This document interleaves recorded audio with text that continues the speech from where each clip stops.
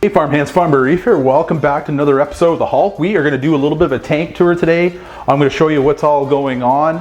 I got a little bit of that new tank syndrome that's going. We got a little bit of algae growing on the sand and on the rocks. But that's what we're looking for. We're looking for that algae to go because now we're getting some life in this tank. I end up getting picked up some cleaner crew. I'm going to show you those guys. I got a new sea urchin from my buddy James. It outgrew his tank. And yes, you guys have been saying, oh my God, like what are you gonna feed that urchin? There's not much going on in this tank. Well, the sea urchin, he's huge. I wanna give him a second chance in this tank. So I said, bring him by, let's throw him in. But the one thing about this sea urchin, he loves eating seaweed. So I've been keep feeding him that. Plus there is algae and there is stuff growing in this tank and he's having a heck of a time. The one thing with the sea urchin, they do eat a lot, so it's perfect. They're gonna keep everything clean in my tank. And if you do have a lot of coralline algae going in there, guys, you have one of those tanks where it's just exploding, going everywhere and you can't keep track of it, get a couple sea urchins, they're gonna clean it up. But one thing with the sea urchin too, they're like bulldozers. They really don't care what they're doing. So if you do have any different kind of corals, they will move stuff around your tank. It can be a little bit of a pain, but rather than that, he's perfect for this tank. And I just want to show you the process that's going on. Everything looks good. You saw my video, how the stand all turned out. I'm loving the color. Everyone's like, why don't you paint, you know, this aluminum strip purple? Maybe I will, maybe I won't, I'm not sure. I like that look. It's really modern right now, how everything is going with the glass. And sometimes you just need something to break it up a little bit. So I'll show you guys the sea urchin. I'm gonna show you guys the cleanup crew. It's very important, guys, when you're starting your new tank to get a bunch of cleanup crew. Right now, we know, you know, that virus is going on right now and it's very difficult to get different fish and different cleaner crew, but I lucked out. My buddy hooked me up. I got 40 Mexican turbos. They're my favorite ones. There's a picture of them right here. These guys are workhorses. Like they clean, like it's so crazy how much they clean. And I like the Mexican turbos too because they're very, they like the warmer environments. So I find they stick around a lot longer. Plus they're very large in size. So nothing like emerald crabs or anything like that can really pick at them and like just eat them and kill them because, you know, everything costs money. And I find the Mexican turbos are so big that nothing messes with them. And they like eat algae like crazy. And you'll see here, I'll show you like the spots where the algae was growing and where they went across and they ate it already. It looks awesome. So they're doing their job because we always want to make our tank as much as natural in the real ocean that we have light right in our living room. It's like anything.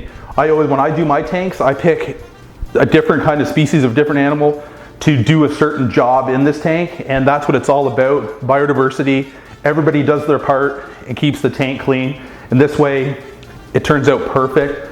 Plus, you know, I'm not rushing this tank. Yes, I got a sea urchin, but I'm helping a buddy out. We're gonna keep him alive and he's gonna have a second chance going on in this tank. So let's go ahead, let's take a little tour of the Hulk and show you what's all taking place. Everything's been going pretty good with the Hulk. I can't complain. So let's start off. Let's look at some of the algae going on here. So the Hulk's been doing pretty good. You know, it's going through the ugly stage right now. With the ugly stage, you're gonna get algae that's growing all over your rocks, all over the sand, everywhere you don't want it to grow. But that is about, you know, that is the process when you're starting a new tank. You're gonna have that ugly stage. And when I say ugly stage, it's where, you know, your rocks are gonna get that nasty green color on them, brown. But that's the whole process, guys. When you start seeing that, eventually, you know, this algae here is going to turn purple coralline algae all over everything. But with everything, you know, biodiversity, when light, you know, hitting rock and you have lights on, algae is gonna grow. But with this algae, this is just a process. Eventually it's here and then it's gone. And I'm excited to see this. And that's why you get, you know, your cleanup crew, you know, they say 1 per every gallon. That's the process. But here, since, you know, everything that's going on, it's been very difficult to get cleanup crew. But I got 40 Mexican turbos. Those ones are my favorite. Like I was saying, they do very well with warmer temperatures. They're larger and, you know, they're a workhorse. Nothing much can really eat them and kill them. This way, you know, you're saving a lot of money. In a tank my size, I want to have a lot of the bigger snails as much as possible. Hermit crabs are really well established in there as well. They're good. They can be a pain in the butt because, you know, something seems to always eat them. You see their shells laying all over the place and a hermit crab floating by. But, you know, that's part of the process and it's good to have them in it as well. You guys can see that little damselfish there, a local reefer named Cody. He messaged me and asked me if I wanted him. He was getting rid of them, so we named that little damsel Cody, and he's getting a second chance at life right now, and he's pretty awesome. If you guys see here, he picks away at the algae as well, so he's being a part of that cleanup crew going on. We got a few other different fish in here, but we'll hit another topic on that later. So like on my arch here, if you guys see how all the white patches are now, that was actually all covered in algae. And ever since I added my cleanup crew, they've started and they went right across and they've cleaned that whole arch. I don't think you can tell, but there's a bunch of snails on there. They're camoed right in. A few of them, they've been for a while. And I find that my sea urchin, he's really active at night and he's usually cruising around and he's doing a really good job getting everything all clean. That's the one thing that's great with your cleanup crew. They're your maintenance. Anytime there's any food that's not eaten, they're gonna go in there, they're gonna clean everything up. We got a couple of fish here if they ever swim by. There's one. I love that guy. He's pretty awesome. A couple clownfish. But yeah, so make sure you guys get your cleanup crews. With this tank here, you're gonna see for a long time, I'm gonna document every little piece going forward. Algae, if I have a breakout, how we deal with it. I just want you guys to know that everything's gonna be documented here. If something bad goes, I'm gonna let you know, because that's how we all learn. You guys see back there, it was a little Royal Gamma. He went flying by. He's pretty awesome. I'll show you some of these cleanup crews and how big they are. So right there is one of those Mexican turbos right there. He is pretty awesome. They sure know how to clean. So that's some of the cleanup crew that is going on in the Hulk. I just want to give you guys an update. Each video process as we go. If something doesn't go well in this tank, I'm going to let you know. If something's going really well, I'm going to let you know. That's what reefing is all about. It's not always everything is perfect and it looks perfect. There could always be something, and I'm always going to document everything, so whatever I go through, you can learn and hopefully it'll work out better for you. What I've always find when starting a new tank, you guys notice like all the bacteria and stuff I've been dosing this tank. I always dose every day through this process. Like here, I use a little bit of Polyplava Genesis. This stuff here works great. I add it every day to my tank to make sure to keep my bacteria count up. And it definitely helps with all the diatoms, everything that's going on in the tank, with all that algae that's growing on there. These little buggers here, they sure help out a lot for keeping everything, everything in check and everything in balance by keeping a high bacteria count. One thing with bacteria, you can't overdose it, so the more you have, the better in your tank. So that's Polyplava Genesis, guys. This stuff here, what is it? 1 drop for every 25 gallons of tank water. So I go through quite a bit of this on this tank, especially right now, but going forward, when my bacteria count is up, I'll use this a couple times a week, and drop a bunch in there just to help it with that process. So that's one thing I always do, guys, keep the bacteria count up. I'm a very high believer in bacteria count. That's why I run my refugium in the fish room, even running the Pax Bellum, because the Pax Bellum is a totally different animal compared to the refugium. And when we do hit on the Pax Bellum, we're gonna hit all the points why the Pax Bellum, the ARD C36, is different compared to running a refugium. Everyone's asked me, why are you running both? Well, there is reasons why. A refugium or algae scrubber, they're different compared to the Pax Bellum, and we're gonna hit a different topic on that going forward and jump into a little bit more depth of why I am running both of them and what the differences are. I just wanted to give you guys a little update on how the ugly stage is going on in the Hulk. It's part of the process, guys. I know when you guys start up your new tank, I got lots of messages. Hey Ryan, why is there so much algae on my tanks? This is a new tank. Well, it's going through its cycle. Everything takes its time. I know, like myself, I want to get more fish. I want to get corals. I want to just go full blown and get everything in here. It's like I got this sea urchin, it's almost like ruin the world. Brian, like I can't believe you just put a sea urchin in that brand new tank.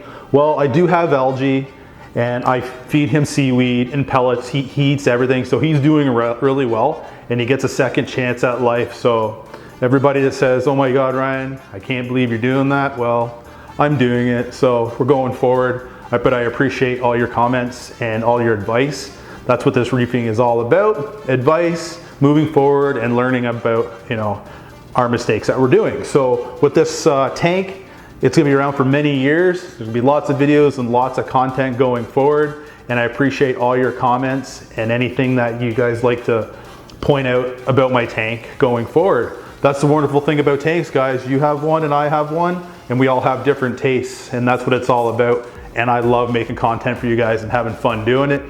It's awesome.